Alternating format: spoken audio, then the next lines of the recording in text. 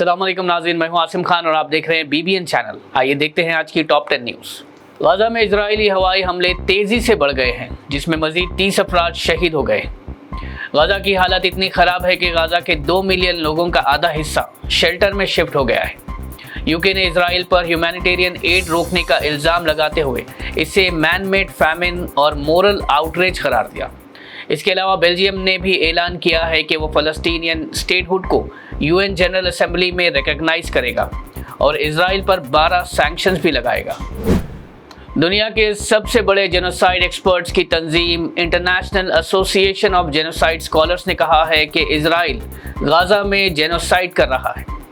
तंजीम के मुताबिक इसराइल ने अवाम पर सीधा हमला किया, भूख को हथियार बनाया, मासियाती इमारतों को निशाना बनाया और लाखों लोगों को बेघर किया, जो जेनोसाइड के जुमर में आता है। गाज़ा हेल्थ मिनिस्ट्री के मुताबिक इजरायली हमलों के आगाज़ से अब तक 63,500 से ज़्यादा लोग हलाक हो चुके हैं और 1,60,000 से ज़्यादा अफराद ज़ख्मी हुए। अमेरिकी सदर डोनाल्ड ट्रंप ने कहा है कि इजराइल गाज़ा में लड़ाई जीत रहा है, लेकिन लोगों के सामने अपनी तस्वीर बिगाड़ रहा है। उन्होंने कहा कि पहले इजराइल की कांग्रेस में बहुत ताकत थी, मगर अब वो कम हो गई है। ट्रंप ने बताया कि जंग के बावजूद इजराइल का इमेज दुनिया भर में ख़राब हो रहा है और अमेरिका की हिमायत भी घट रही है। उन्होंने मशवरा दिया कि इजराइल को अब ये जंग ख़त्म कर देनी चाहिए, वरना उसे सियासी और डिप्लोमेटिक नुकसान उठाना पड़ेगा। अमेरिकी सदर डोनाल्ड ट्रंप ने कहा है कि अमेरिका और भारत का तिजारती रिश्ता एक तबाहकुन और एक तरफा डील बन गया है। ट्रंप का कहना था कि भारत अपना सामान अमेरिका में आसानी से बेचता है, लेकिन अमेरिका के माल पर वहां सख्त टैक्स लगाए जाते हैं। उन्होंने कहा कि इस सूरत में अमेरिकन कंपनीज को नुकसान उठाना पड़ रहा है। ट्रंप ने यह भी बताया कि भारत अब टैरिफ्स को ज़ीरो करने की बात कर रहा है, जबकि इसके लिए अब देर हो चुकी है।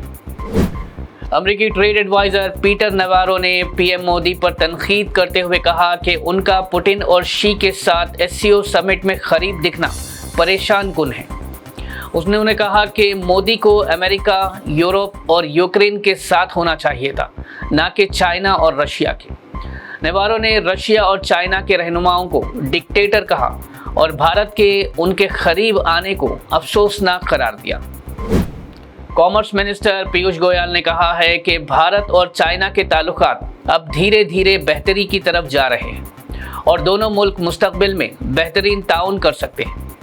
उन्होंने कहा कि अगर बॉर्डर के मसाइल इंसाफ और इज्जत के साथ हल हो गए तो दोनों तरफ के रिश्तों में नए दरवाजे खुलेंगे।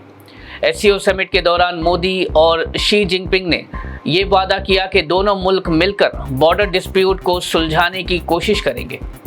गोयल ने यह भी कहा कि चाइना भारत के लिए एक अहम ट्रेड पार्टनर है और दोनों मुल्कों के दरमियान इन्वेस्टमेंट और इकोनॉमिक ग्रोथ के नए मौके बन रहे हैं। कांग्रेस लीडर मल्लिकार्जुन खड़गे ने कहा कि मरकजी हुकूमत को फौरन फ्लड से मुतासिर स्टेट्स के लिए खास रिलीफ पैकेज देना चाहिए। उनके मुताबिक हिमाचल प्रदेश, जम्मू एंड कश्मीर, पंजाब, उत्तराखंड और हरियाणा के लोगों की ज़िंदगी शदीद तौर पर मुतासिर हुई है और उन्हें फौरी तौर पर इमदाद की ज़रूरत है।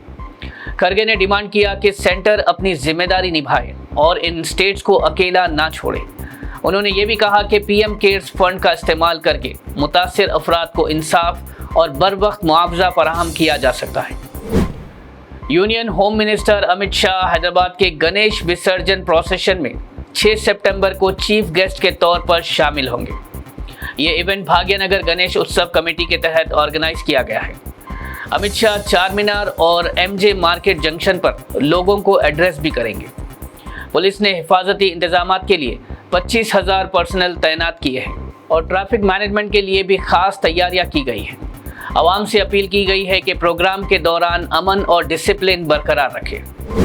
BRS लीडर के कविता को साबिका वज़ीर आला KCR ने पार्टी से सस्पेंड कर दिया, जब उन्होंने अपने कज़न हरीश राव और पार्टी जनरल सेक्रेटरी J संतोष राव पर इल्ज़ाम लगाया कि वो कालेश्वरम इंक्वायरी में KCR के खिलाफ साजिश कर रहे हैं। पार्टी ने कहा कि कविता का ये रवैया सीधा एंटी पार्टी एक्टिविटी है, जिससे KCR की इमेज को नुकसान पहुंच रहा है। सस्पेंशन के फौरी बाद कविता की मीडिया टीम को भी पार्टी के चैनल से हटा दिया गया है। हैदराबाद में गणेश विसर्जन के लिए तैयारियां जोरों शोर से जारी है। जिसके चलते अफजलगंज और चार मीनार के रास्ते पर मसाजिदों को बड़े कपड़ों से ढक दिया गया है। पुलिस ने ये कदम अमन और हिफाजत के लिए उठाया।